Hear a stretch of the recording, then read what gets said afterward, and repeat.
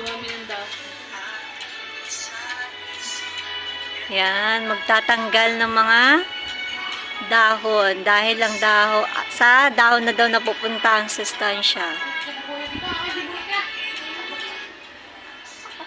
Ayaw mo nun.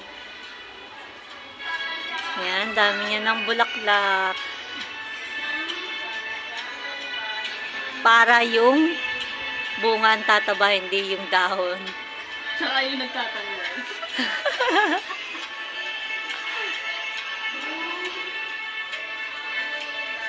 Ang aalisin na dyan yung ano, yung mga matatandang malala. Yung magugulang ng dahon. Tingnan mo, dahil inanuhan yung guyabano ko ng anong yan. Hindi na nagtuloy. Yung guyabano ko, malinggit pa ang dahon. Oo nga, pero nagtuloy siya. Ano, ayun oh, may dahon pa rin. Tunsok lang namin yung mag-asawa. Kaya nga. Nung tinunsok sa namin, sabi namin, o, tawat buhay.